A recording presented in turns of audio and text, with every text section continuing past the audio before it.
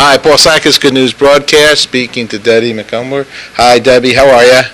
Hi, I'm great. How are you? I'm great, too, because I got a lot of good stuff in front of me here. I have your new book, 92 Pacific Boulevard, a Cedar Cove novel. Congratulations. Thank you. That's book 9 in the series. And you've sold 100 million books. Congratulations. Such a best-selling author. What do you think it is about your books that make people get them, read them, and be happy to have had the experience? I think it's the fact I'm just a good storyteller. I don't let words get in the way of my story.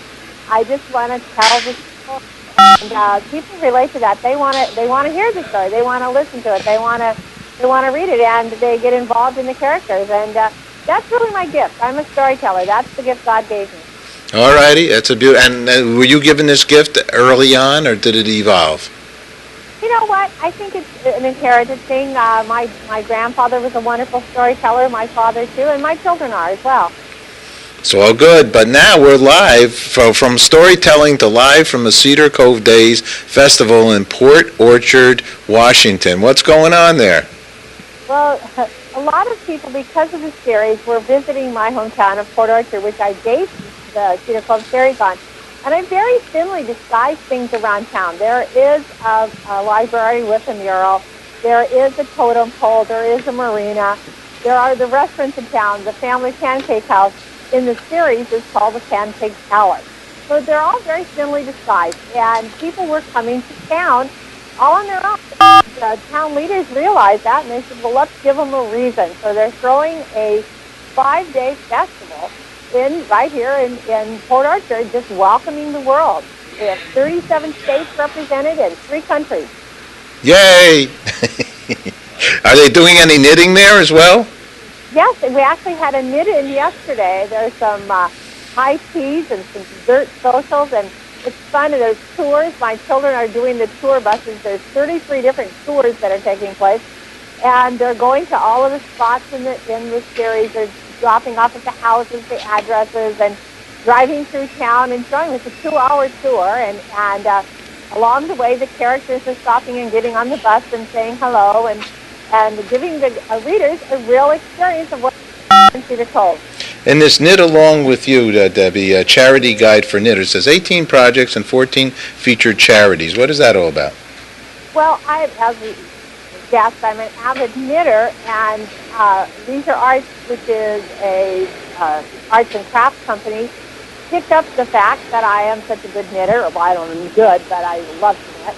And they asked if they could do pattern books based on my fiction books. And so, I was able, that's just great in me. I mean, I didn't do anything to do this other than just put my name to it. So my husband and I are giving all the money to charity, which works out really well, because you cannot give and not receive back. And the charity book is about, there are a lot of knitting charities out there, and this just gives the readers the patterns to knit for these charities and a place to send them.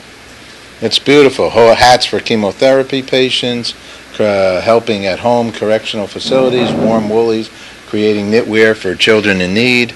Good stuff here.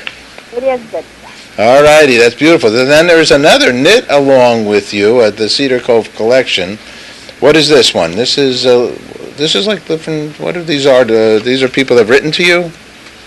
The characters themselves that have designed patterns for it. This is all fictional, of course, but this is Cedar Cove Knit Along, yeah. That's beautiful. Well, let's talk food here now, because we're at another level. Cedar Cove Cookbook. What's that? Now, I'm a very hungry person now. Oh, I know it. Somebody asked me why I wrote that. I said, because I was hungry.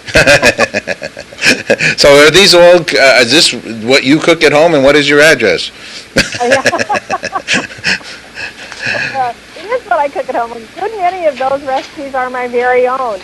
And the readers themselves ask for this cookbook. I would mention a food, just casually mention a food like blueberry muffins that Peggy Belden at the Bed and Breakfast thing. And I get flooded with requests for that recipe. So it just was a natural progression to gather those recipes together and put them into a cookbook.